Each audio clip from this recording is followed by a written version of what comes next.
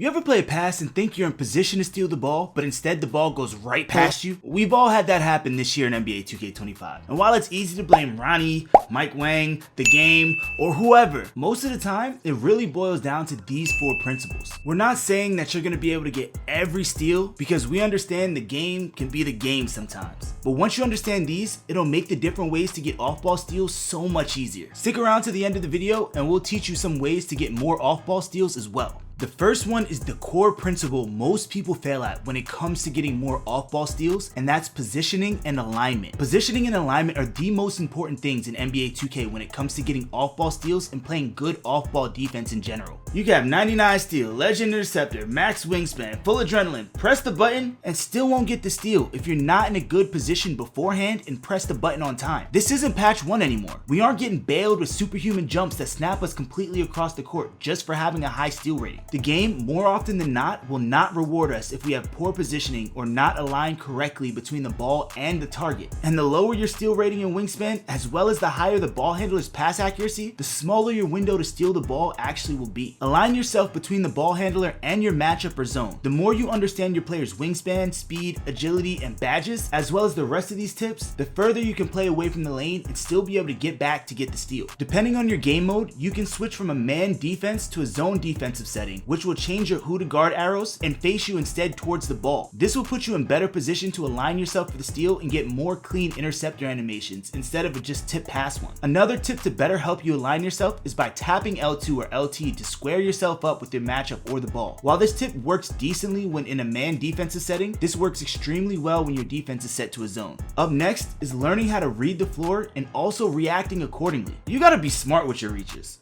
Don't just reach to reach, because you'll just be swiping at air and making getting that steal that much harder. The key is to maximize the use of your adrenaline bars. Your first one will give you the best animation and the best chance of getting the lane steal, and your chances and reach speeds decrease as your adrenaline bars do. While higher steal builds have more of a buffer to still come away with lane steals despite not having any adrenaline, it still becomes a lot harder to get, and the game might begin to penalize you by dragging you in your reach attempts. Another reason to be smart with your reaches are the other people you're playing against are human as well. While some people might not be as skilled as others, anybody with the brain who sees a player spamming the steal button off ball is going to be less likely to risk the ball getting turned over and pass in that direction. So don't be obvious. You need to learn how to read and react in real time, so you're constantly getting steals rather than getting lucky on a guess every now and then. But to better understand that, you need to understand this next important principle. Mastering off-ball steals is understanding situations. Not every situation needs you to be the hero or go for the home run play. If it's late in the shot clock and the ball handler doesn't look like they're in a position to score, stay home. If you're big and you need to prioritize the rebound, that's fine. But make sure you have a teammate swinging to your corner, because dotting the dropping big is the easiest read in the game as a guard. Half the guards on the game just guess it when they have nothing, and it works far too often. If you're up 3 or more points in a game, similar principles apply. You don't want to be that teammate who gives up a big play in a critical moment because you want to go for a clip or slightly pad your stats. There are plenty more, but the same principle applies for most of them. Use common sense. Understand when it's time to gamble or to remain disciplined. And I promise you, the amount of off-ball steals you'll get will immediately improve.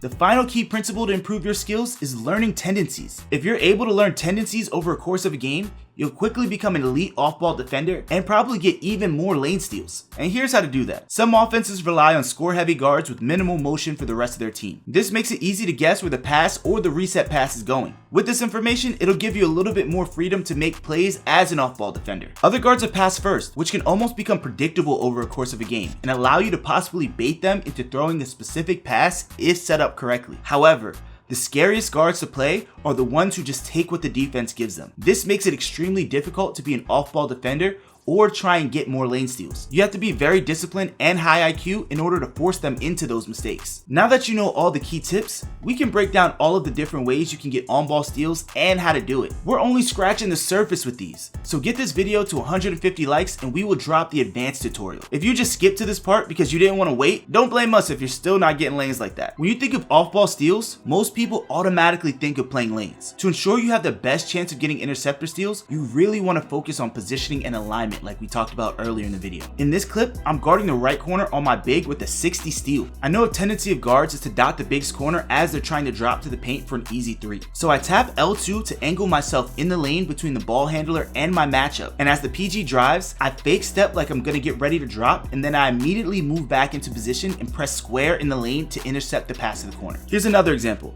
The ball's on the left wing. I see that Fox is denying the pass to my man at the top of the key, so I slightly move to make the ball handler think I'm chasing my matchup, but still stay near the free throw line circle and tap L2 to align myself between the ball handler and his passing options. From this angle, not only can I play the passing lane to the right corner, but I can also play the passing lane to the right wing. And as the ball handler passes the ball, I press square and get a perfect lane animation. Not only were those last two great examples of playing lanes, they were also perfect examples of our next way to get you more off-ball steals, and that's by baiting the ball handler. Baiting is a way to get into the offense's head and manipulate them into making passes that are not actually open. Now that you know what it is, let's break down exactly how to do it. At first glance, the corner looks wide open, right? Not quite. Fox bluffed, making it look like he's gonna cover the paint, but he doesn't fully commit. Instead, he plays right in the middle of the two of them, so he can be able to recover to either opponent. As soon as he recognizes that one of our teammates are in position to defend the paint, he breaks up for the corner at an angle, and by the time the guard has thrown the pass, he's already back in the passing lane for the easy fast break steal. Here's another one. Fox drops from the wing looking like he's trying to blitz the ball handler in the corner, leaving his man wide open on the wing. Since our center is cutting off his drive, the ball handler recognizes that the only pass that he has is the reset pass back to the guard that looks wide open. Due to his build speed, he's able to sprint back by holding R2 and position himself in the passing lane for the lane steal, which results in a fast break 3. Another great way to get more off-ball steals is by lurking the inbound pass. Being able to steal the inbound pass is a very underrated skill that, if done well, can net you a few additional steals a game. By reading the guard and timing your jump and reach as the ball is being passed in, you can steal the inbound pass. This isn't something you should do every inbound play though. Be aware of the situation and pick your spots carefully so you don't waste adrenaline or get beat out of the play early in the possession. In this clip, I know that a lot of players rush when inbounding the ball, so instead of trying to jump the pass from the baseline, which might force them to take their time, I sit back and make it seem like the pass is wide open. As soon as I see the pass animation start, I immediately press turbo to jump in front of the guard and press square to steal the inbound pass. While lane steals are a great way to get off-ball steals, this isn't the only way you can get them in 2K25. Sometimes you have to take things into your own hands. One of the best ways to do that is with blitz steals. A blitz allows you to put pressure on the ball handler by sending another defender to attack their ball hand. This can either lead to a steal by the off-ball defender or force the guard to get rid of the ball quickly, leading to a lane steal elsewhere.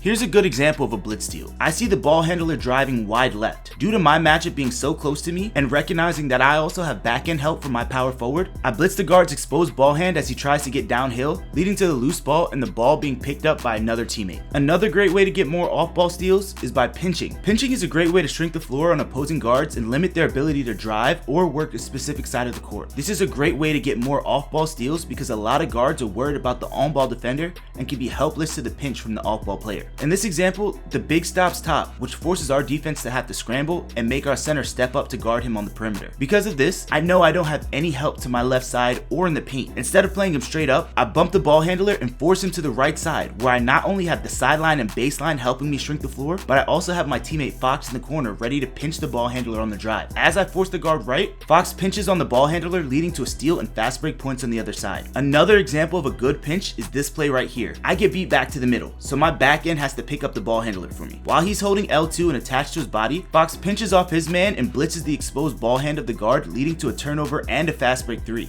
Going for steals in this game can be really risky at times, but with this final tip, it will really help increase you and your team's success rate, and that's communicate. While it might sound cliche, communication's a massive part about getting more steals in 2K25. All 5 players need to be on the same page at all times. And while pure talent can be enough at times, poor communication leads to unnecessary breakdowns that can swing momentum for the worse. Be sure to let your teammates know early if you're going for a pinch, blitz, or even trying to set them up for one, so everyone's in the proper position for the steal or lane and not reaching at the last second. You won't become elite at getting off-ball steals overnight. The more reps you take in the game, the more knowledge you will have of what can and can't happen on the floor, which will also help your ability to read and react. Be okay with making mistakes, as this is the way you're going to be able to learn and grow. If you want to watch even more content from 2KFR, or you want to learn more about forcing turnovers as an on-ball defender, click this video here.